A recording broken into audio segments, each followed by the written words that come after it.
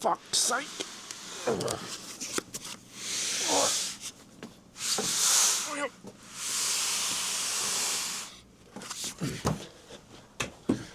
Oh, crap.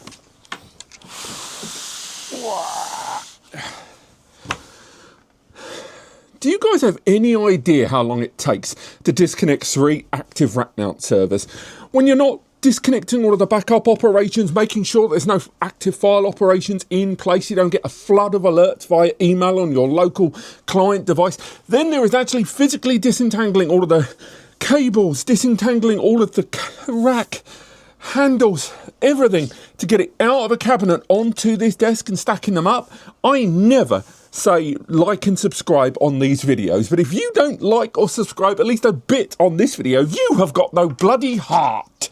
Hello and welcome back, and that's right, today we're comparing the 3 UNAS Pro NAS devices. These are 3 NAS solutions that over the last 14 to 15 months have been rolled out by Ubiquiti in their UniFi series, and a lot of you, since the 4-bay device arrived on the scene, are wondering just how it compares against the 1 year older UNAS Pro, because these two are the same price. They're both $499, but one of them has got 7 bays of storage and the other one's only got 4. What exactly is that difference? Are you getting buyer's remorse about this one? Are you on the fence about buying either of them, or maybe considering that 30-day return policy from whatever retail you chose? This video is about comparing the pros, the cons, and ultimately helping you, by the end of the video, decide whether you should go for one of these two or find a little bit more bunts in that wallet and go for the 8-bay UNAS Pro 8. Also, before you put it in the comments, I know I could have just loaded these inside a rack mount, but we're going to be looking all around these devices throughout the course of this video, which involves rotating them to show the ports and the differences between them. So if I put them in a rack cabinet, it would have made things a lot more complicated and actually obfuscated and hidden some of the things I'm going to talk about. So that's why we've gone for this display. I would never, ever, ever, ever recommend you ever deploy these systems in this fashion. So the first thing I want to talk about is the design, because it'd be very easy to go, well, that's a 1 UNAS and these are 2 UNASs. That's the space and that's the design difference. But there's actually huge amounts of difference in the design and aesthetic and deployment of all 3 of these solutions. Now, I know I'm a little bit blurry right now because I need this to be the main focus point of this video. But I'll say right now, you may have already noticed a distinct difference here, notwithstanding the bizarre hard drive deployment of this 7-bay, this 4-bay, and this 8-bay. See this little patch here? This is a touch screen. This here on the UNAS Pro, again, remember, this is the one that was released in 2024. This device has got a touchscreen display that you do find in some other UniFi devices, and actually allows you to, a light sense, manage your device. You actually get real-time information about throughput, about IPs. That is something they've not featured on the other devices, almost certainly just due to physical space there. Another thing you may have noticed is the UNAS Pro from 2024 has got front-mounted ports. The UNAS Pro 4 and the UNAS Pro 8, in a very traditional NAS fashion, have got the network connections on the rear of the device, whereas the UNAS Pro has got them on the front. Now, depending on your deployment, that can actually be quite beneficial, because if you've noticed, the majority of UNAS's rack mount switches have all of their switches, be it a dedicated Dream Machine appliance or a gateway or just a general PoE switch, have all got the ports on the front. So it actually allows you to take advantage of quite small cables, especially, by the way, if you're going to choose, because these are SFP, to use some of those pre-attached DAC fibre cables, which have already got the transceivers pre-attached. You can save yourself a bit of bunts there. And because this is so close to the front, you can get away with like 0.3 of a metre cables easily. If you follow the channel for a while, you'll know that I've done dedicated large reviews on all 3 of these devices. But you know, none of those reviews, I didn't touch on one thing that a lot of users have raised in the comments about the new 4-bay. And that is the depth. Ignore that little bump on the phone there. As you can see, this UNAS Pro, the 7-bay, weirdly, is the shallowest of the 3. It arrives at 325 millimeters deep against 440 millimeters deep versus 480 millimeters deep. Now, if you've got a large-scale rack cabinet or a tower, large-scale corner-mounted cabinet, that might not make a difference to you. But if you're using things like that little 6XL mini toolless rack that UniFi have, or even just smaller spec cabinets that are maybe like a 6 or an 8U or even a 10U height, that larger depth can be problematic. And the fact that they've gone for what is traditionally referred to as a half depth rack mount, I know it's a little bit more than 30 centimetre on that Pro, I know is hugely appealing to some users that are just thinking about the storage there. And it's a weird design factor that for some reason has not continued. And it's particularly galling, as a number of you have pointed out, that the 7 bay is shallower in depth than the 4 bay. Cracking on with that subject to design, we're going to talk about how these three devices differ wildly in terms of the power supply, depending on your setup and the way you provision for power failure, for critical power failure and component failure in terms of PSUs. It's going to make a big difference which one of these suits your needs. What I mean, here is the 2024 UNAS Pro, and it's got an internal PSU there. It's not easy to replace, and again, you can't just slot it out with a new one or keep a spare one on the shelf. It's integrated into the internal hardware. You can take advantage of the UniFi power backup system, that rack mount 6-port device that provides 950 watts. It's like somewhere between a redundant power supplier and a UPS. It's not cheap, and it does supply up to 6 devices very, very well with that 950 watts. But again, knocking out at $399, it's not the cheapest. But there's no ease of replacement. Now, they have continued that ethos going into that UNAS Pro released here in Feb 2025. Again, single internal PSU and support of that power backup. Remember, you can take advantage of UPS. They've got their own UPS devices in both tower and rack mount, or you can use third-party ones depending on your own setup. Now, the UNAS Pro 8 has gone down the more conventional route with removable PSUs. Now, I think most industry vets would agree this is the way to go. It doesn't mean you shouldn't have a UPS, but this means if your PSU fails rather than critical power failure in the building, you have the provision to have a secondary PSU. You only get one included, but these are just $159 compared to $399 for that power backup module if you chose to use that. So I know that's going to be a big deciding point for some out there. Again, you could have one of these sitting on the shelf or have it kept inside for when you need that replacement. Also, circling back to that point I made about the depth of these devices, do keep in mind when you deploy these that you're going to have to factor in the space for some of those cables. Now, some of those cables you can get around with by using angular inputs, but in some cases, when you're going to be using transceivers, or if you're going to be using SFP to copper adapters for those transceivers, you're going to have to provision a few extra centimeters here or there. The same goes for PSU inputs as well. So, depth-wise, space and design, weirdly, the UNAS Pro, the oldest of the three, seems to have approached with their LCD display and its depth a lot more flexibility in its deployment than the newer systems. But then again, it has the least hardware inside to be concerned with by comparison. Let's talk about that hardware. It would be so easy to just go, well, this is a 4 bay, that's a 7 bay, that's an 8 bay, and that's the score, so let's all go home. Realistically, though, the hardware differentials between these is actually pretty bloody distinct. So, for example, this 4 bay here means that, realistically, you're going to be running a RAID 5, although you can do a 2-disk failure. Things like hot swapping aren't on the table, and you're going to be losing out in a RAID 6 environment or 2-disk failure. 50% of your storage then, again, RAID 5, RAID 6, RAID 10, we'll debate that another time. But in the case of the 7 bay, not only have you got the option there for a RAID 5 or a RAID 6, but also you don't have to fully populate. You could go ahead with just 3 drives in a RAID 5 and gradually add more, introduce hot spares as needed. In the case of the 8 bay, of course, you might be thinking, wait, this is $799 and this is $499 and that's only got one more bay? How does that work? And we will get onto price at the end of the video because we need context. But above and beyond storage, things really do change rapidly in the 1-year difference between the announcement of these devices. Now, after those initial storage bays, it's worth highlighting that these two, the UNAS Pro 4 and the UNAS Pro 8, have got M.2 NVMe slots. That means you can introduce M.2 NVMe's for caching to improve read and write activity there. Again, not included by default. None of these have got storage included by default above and beyond the OS that's running on an OS drive internally. But Introducing SSDs into this at the moment can only be used for caching. It wouldn't surprise me if UniFi engaged with M.2 NVMe storage pools down the road, but at the very least it means that although this has got quite a lot of storage out the gate, it doesn't allow for SSD caching and the improvements that write caching when you're uploading data going directly onto the SSDs and then later on moved over to the slower hard drives, or read caching when more frequently accessed smaller factor data is then copied over to the SSDs for easier retrieval later on, or at least faster retrieval, but again, it doesn't extend to large sequential.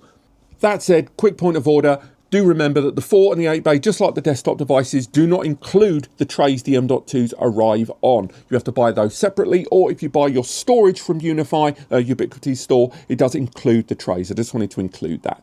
Now, before we get on to the traditional CPU memory discussion, I want to talk a little bit more about the connectivity on these, because there's a couple of things to bear in mind. Number one, none of these have got expansion support. None of them have got an output currently that can be used for expandability. And unless UniFi comes up with some network IP variation of expandability, right now, these are all the bays you get. And therefore, 4 bays of storage, you're going to run out of space down that road with a lower glass ceiling than you will in a 7 or 8 bay. So as mentioned earlier, with the larger systems, you can partially populate and then expand your pool later, run a parallel pool with faster or larger drives. Those options are open to you. But the other thing about connectivity is network connectivity, because the UNAS Pro series have all got 10 gig networking by default.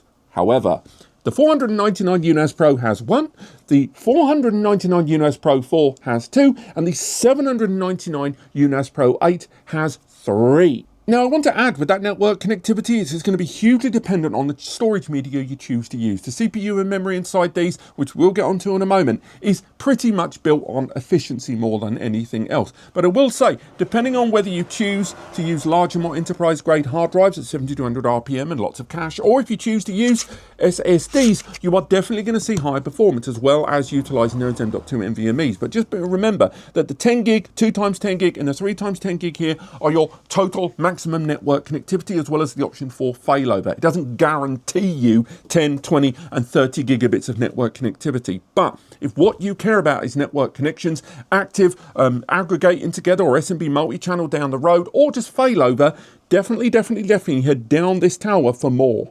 Also, another quick point of order, 10 gig SFP, 10 gig SFP, 10 gig SFP, and 10G base T, i.e. copper. This has got 1 gig copper and 1 gig copper on the 4 bay, but it's the fact that the 8 bay has 10 gig on SFP, so fiber, and in terms of copper. It's going to be easier to integrate into an existing setup there. Again, not for everyone. A lot of people are going to rely on fiber because of that distance and transceivers they may already have in place, but just keep that in mind for your own setup when choosing.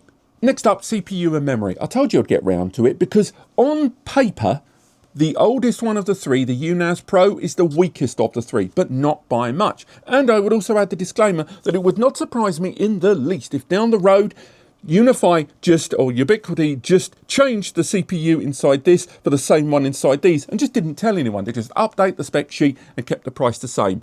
It wouldn't surprise me if they did that. But what do I mean? This takes advantage of a 4-core ARM processor, the Cortex-A57. It's a 1.7 gigahertz processor with 8 gig of memory. Now, the memory is not upgradable. The memory is not ECC. That applies to all 3, by the way.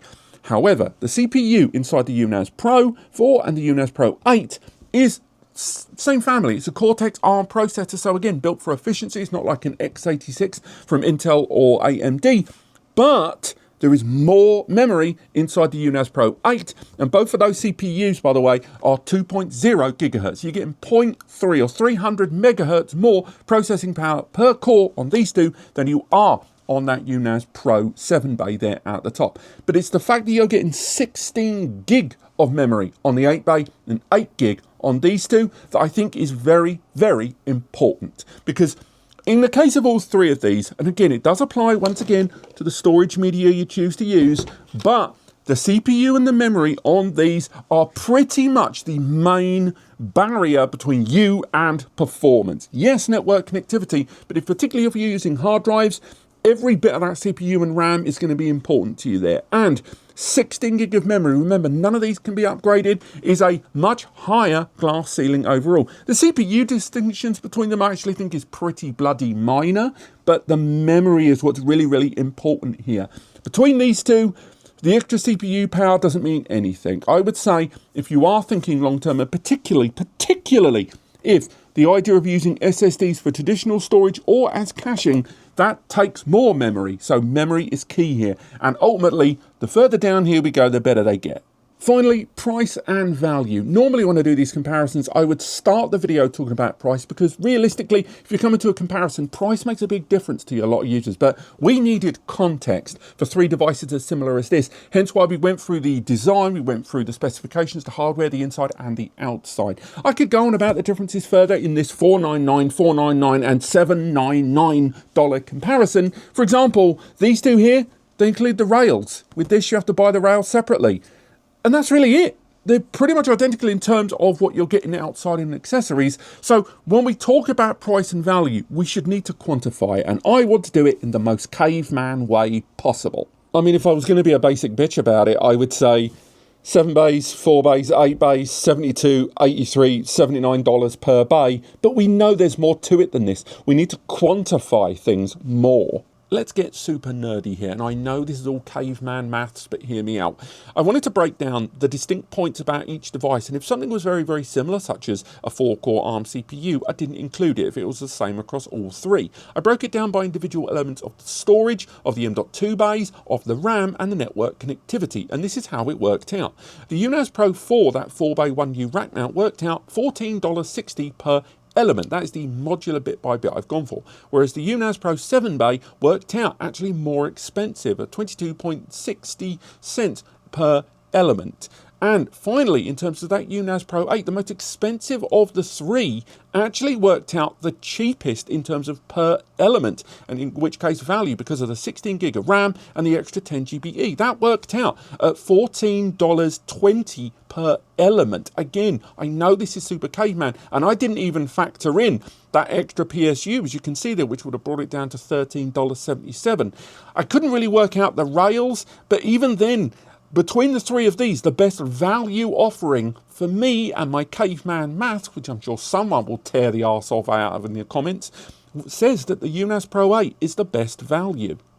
Bottom line, the UNAS Pro, the original 2024 device, that's the people's favourite. Whenever you look on the comments and people are weighing up the new devices, whether they're thinking about upgrading their UNAS Pro 8 or they've already just purchased one and weighing up the differences, most users will respond in the comments that what you get in the UNAS Pro 4 for the same price, unless you're buying it out the gate and you haven't already got this, the differences in the gains aren't massive. And in terms of scalability and design depth, the chassis that works is actually pretty darn good. And it only has underlined that when they rolled out the 2024 release, that they ticked a lot of boxes even a year and a half later. The UNAS Pro 4, I would argue, is far more about business. It's more about those that are going to be taking advantage of some of the newer generation elements of NAS storage, such as SSD caching. And again, the increased 10 gig network connectivity, although it's going to be hard to saturate with 4 hard drive bays there, even with caching, I would argue that having a 10 gig failover for your 10 gig primary connection is only a good thing. But realistically, it is still missing out on the scalability. With none of these devices supporting official expansion devices at the time of recording, the result is that those 4 bays is as high as things get, and therefore the 7 bay is going to give you a bit more in terms of failover, in terms of hot swapping, in terms of RAID 5 and RAID 6 options and the differences they bring. But realistically, the Pro 8, whether it is for business or home ladders that are taking it seriously at $799, and that great value point we've already discussed, it being the cheapest of the three, there's just so much between the three that you are getting in the 8 that if you are thinking long term, if you want future proofing, more rope and thinking of a higher glass ceiling is damn near irresistible. And I would argue for most users will pay for itself within a few years in a way that these, you will feel the pinch more. But this has been comparing the UNAS Pro, the UNAS Pro 4 and the UNAS Pro 8. I really hope this video has helped. I am going to take these and reintroduce them into my rack cabinet, and that is going to take me the rest of the day. So if you've enjoyed this video and you want to help me out, seriously, 3 things. 1, If you were going to buy any of these devices or a UniFi product, please use the links in the description to take you to their store. It costs you nothing extra and results in a small commission for anything you buy, supporting what me and Eddie do here at UNAS Compares. It is literally just us doing this. The videos, the guides, the reviews, the forums, the support section that works. But don't do it unless you want to support what we do and you've enjoyed the video.